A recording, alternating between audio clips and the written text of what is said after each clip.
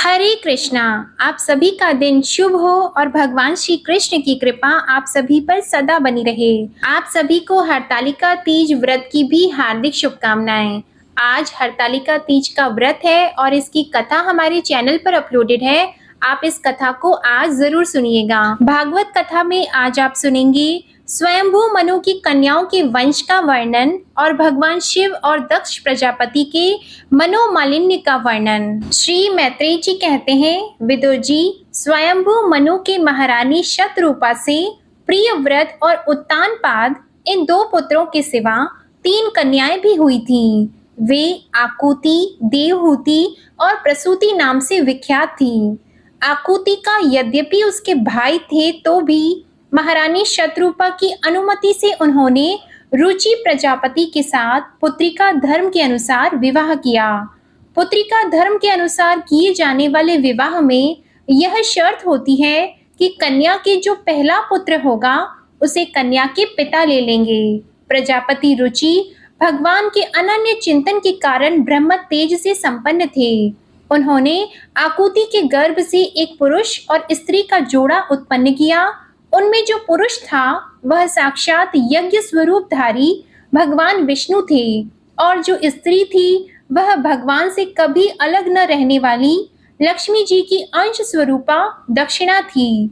मनु जी अपनी पुत्र आकुति के उस परम तेजस्वी पुत्र को बड़ी प्रसन्नता से अपने घर ले आए और दक्षिणा को रुचि प्रजापति ने अपने पास रखा। जब दक्षिणा विवाह के योग्य हुई तो उसने यज्ञ भगवान को ही पति रूप में प्राप्त करने की इच्छा की।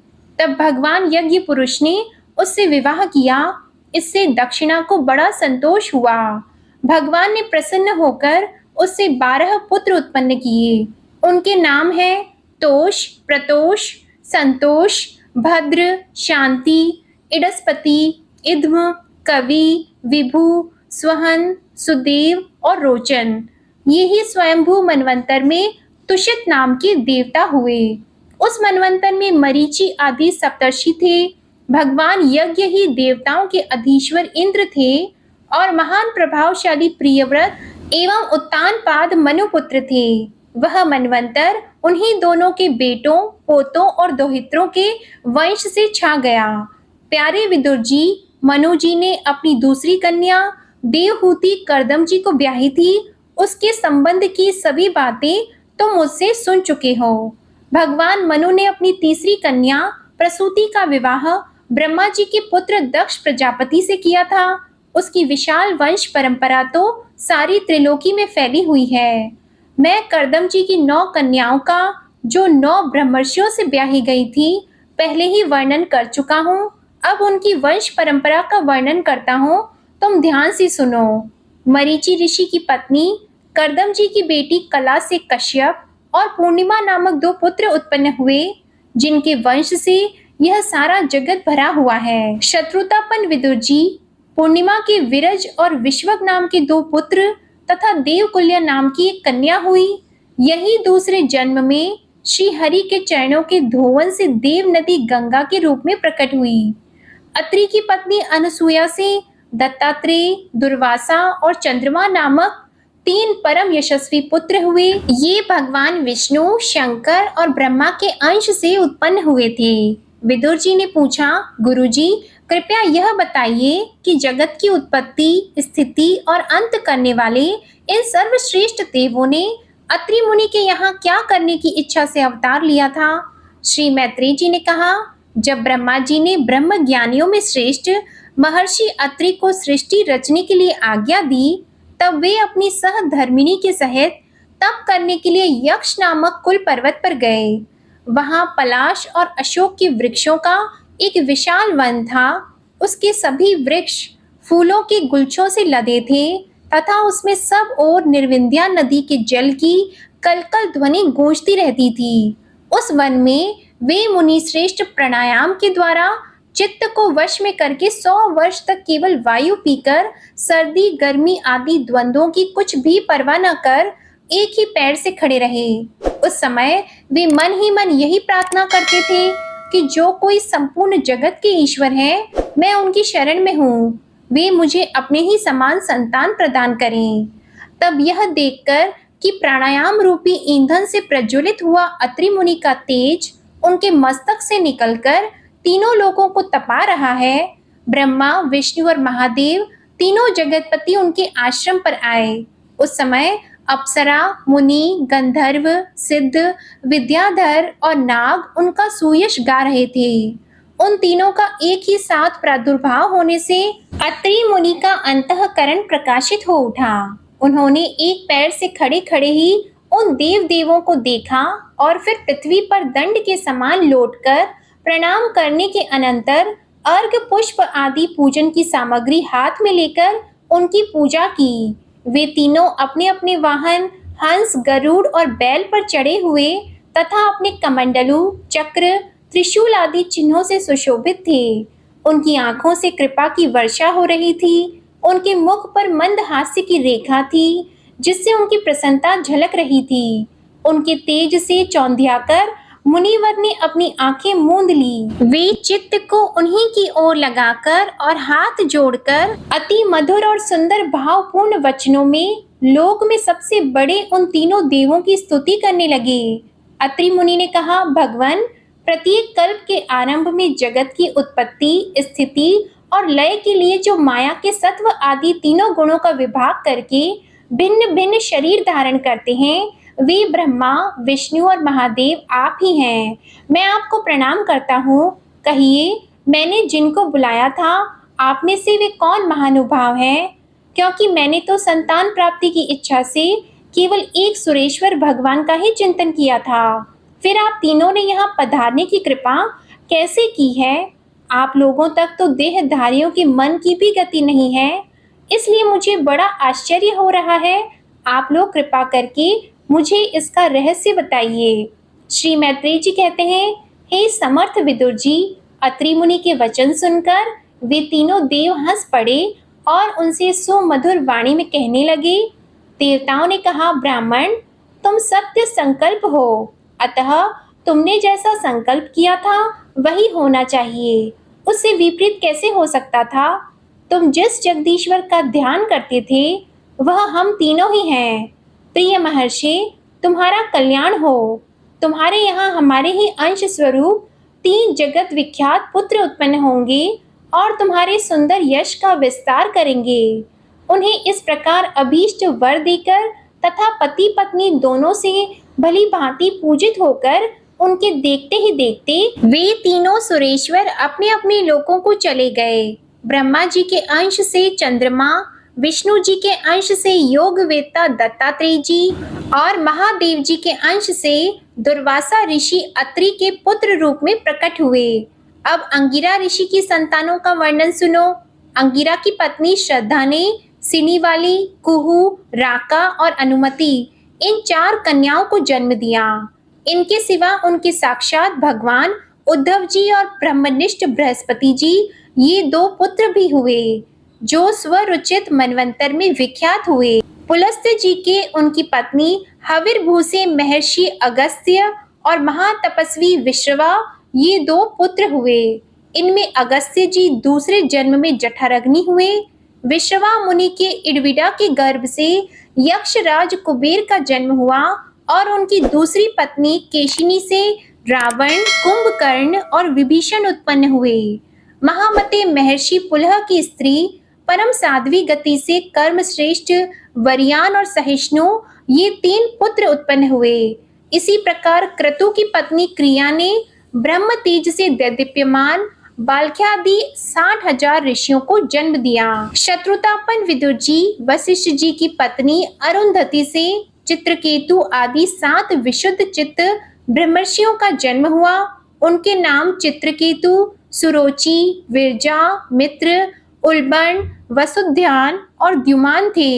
इनके सिवा उनकी दूसरी पत्नी से शक्ति आदि और भी कई पुत्र हुए।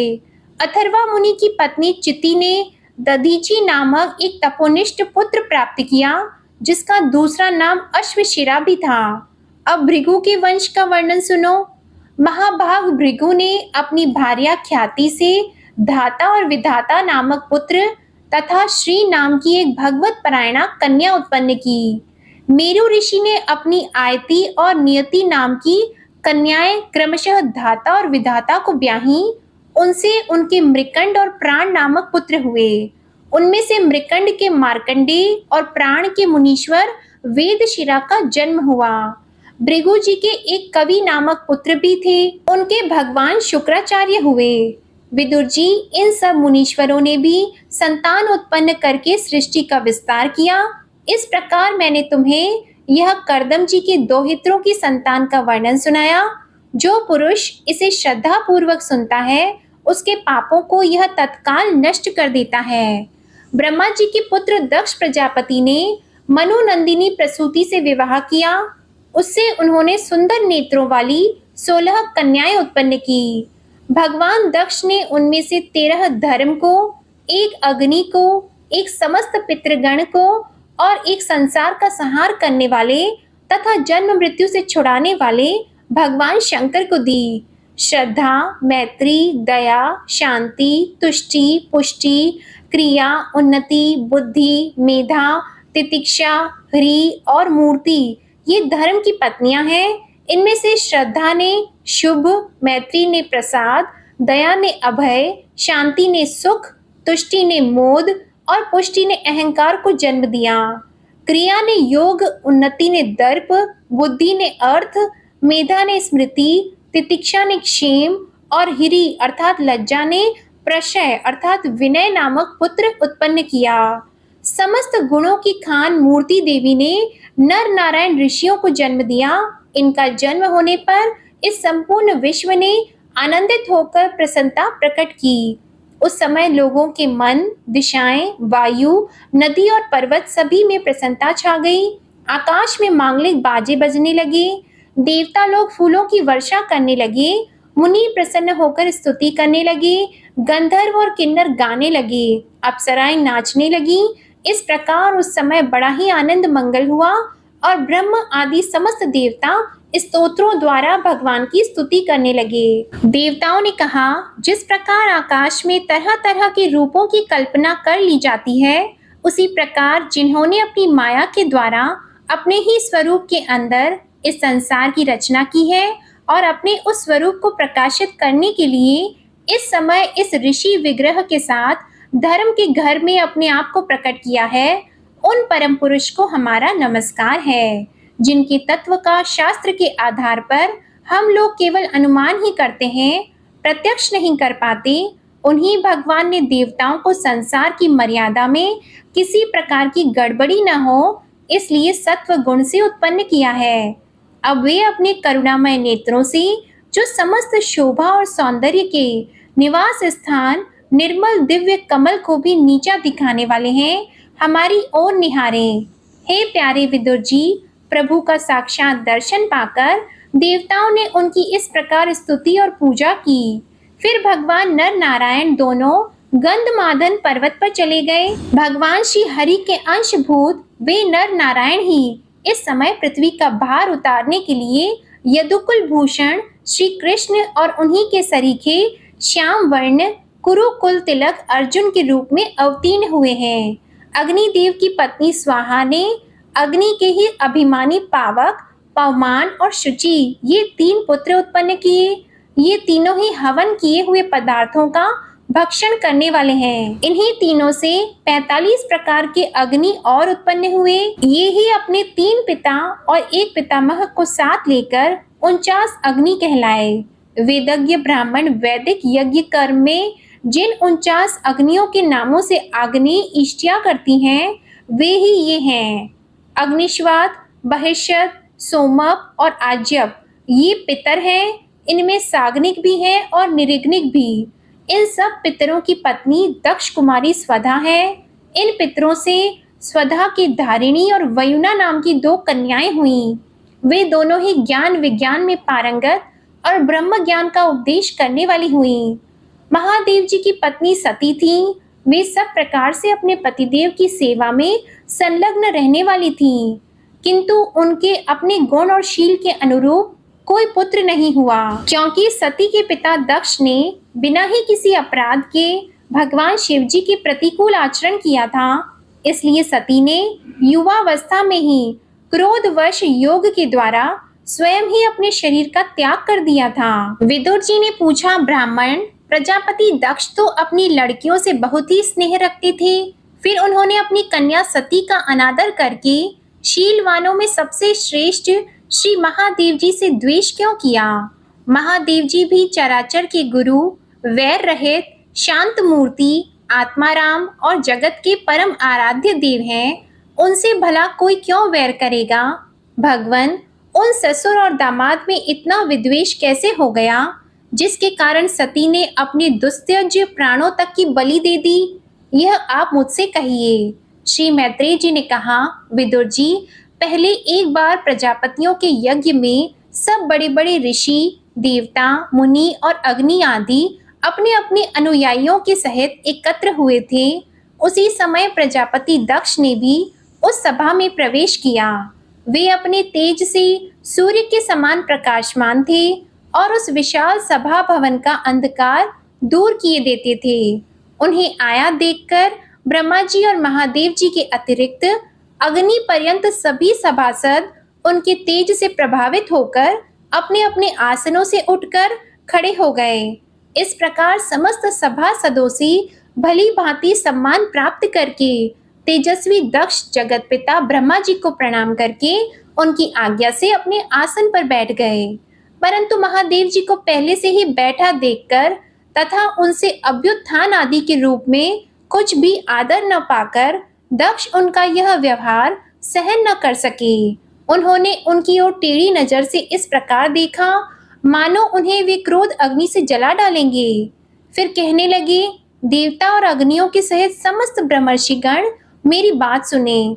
मैं ना समझी या द्वेषवश नहीं कहता, बल्कि शिष्टाचार की बात कहता हूँ। यह निर्लज महादेव समस्त लोकपालों की पवित्र कीर्ति को धूल में मिला रहा है। देखिए, इस घमंडी ने सत्पुरुषों के आचरण को लांछित एवं मटियामेट कर दिया है। बंदर की से नेत्र वाले इसने सत्पुरुषों के समान मेरी सावित्री सरीखी मृग नयनी पवित्र कन्या का अग्नि और ब्राह्मणों के सामने पाणी ग्रहण किया था, इसलिए यह एक प्रकार मेरे पुत्र के समान हो गया है। उचित तो यह था कि यह उठकर मेरा स्वागत करता, मुझे प्रणाम करता, परंतु इसने वाणी से भी मेरा सत्कार नहीं किया। हाय, जिस प्रकार शूद्र को कोई वेद पढ़ा दे, उसी प्रकार मैंने इच्छा न होते हुए भी भावी वश इसको अपनी सुकुमारी कन्या दे दी। इसने सत्कर्म का लोप कर दिया। यह सदा अपवित्र रहता है, बड़ा घमंडी है और धर्म की मर्यादा को तोड़ रहा है। यह प्रेतों के निवास स्थान भयंकर शमशानों में भूत प्रेतों को साथ लिए घूमता रहता है। पूरे पागल की तरह सिर के बाल बिखरे नंग धड़ंग भटकता है, कभी हंसता है, कभी रोता है। यह सारे शरीर पर चिता की अपवित्र भस्म लपेटे रहता है। गले में भूतों के पहनने योग्य नरमुंडों की माला और सारे शरीर में हड्डियों के गहने पहने रहता है। यह बस नाम भर का ही शिव है, वास्तव में है पूरा अशिव, अमंगल रूप। जैसे यह स्वयं मतवाला है, वैसे ही इसे मतवाले ही प्यारे लगते हैं। भूत प्रेत प्रमद आदि निरे तमोगुणी स्वभाव वाले जीवों का यह नेता है।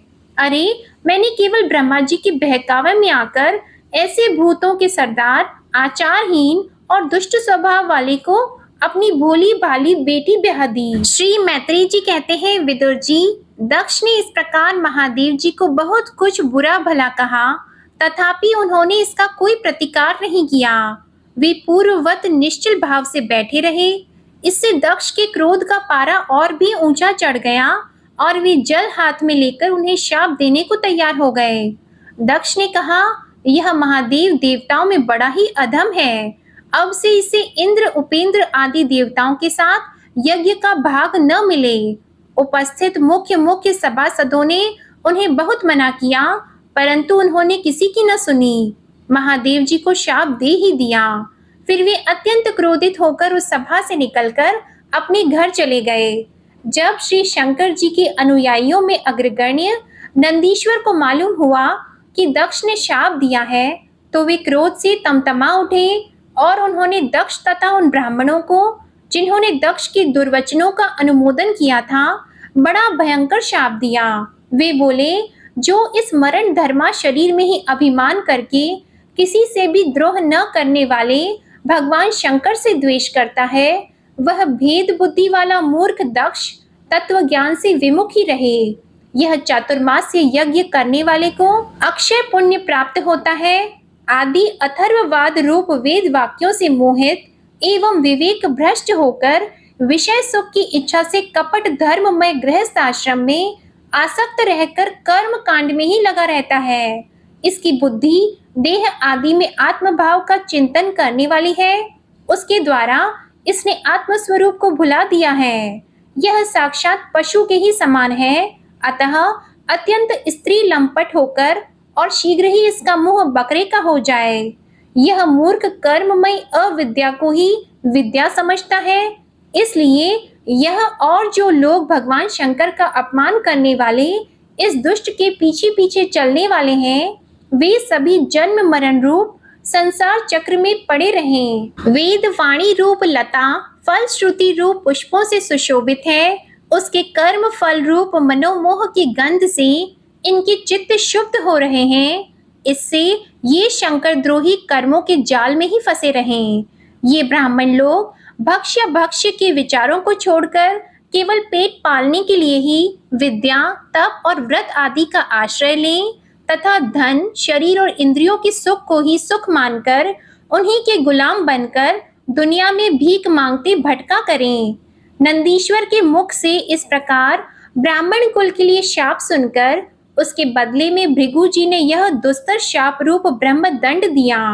जो लोग शिव भक्त हैं तथा जो उन भक्तों के अनुयायी हैं, वे शत शास्त्रों के विरुद्ध आचरण करने वाले और पाखंडी हों। जो लोग शोच आचार विहीन मंद बुद्धि तथा जटा, राख और हड्डियों को धारण करने वाले हैं, वे ही शैव संप्रदाय में दीक्षित हों, जिसमें सुरा और आसव ही देवताओं के समान आदरणीय हैं। अरे तुम लोग जो धर्म मर्यादा के संस्थापक एवं वर्णाश्रमियों के रक्षक वेद और ब्राह्मणों की निंदा करते हो, इससे मालूम होता है तुमने पाखंड का आश्रय ले रखा है।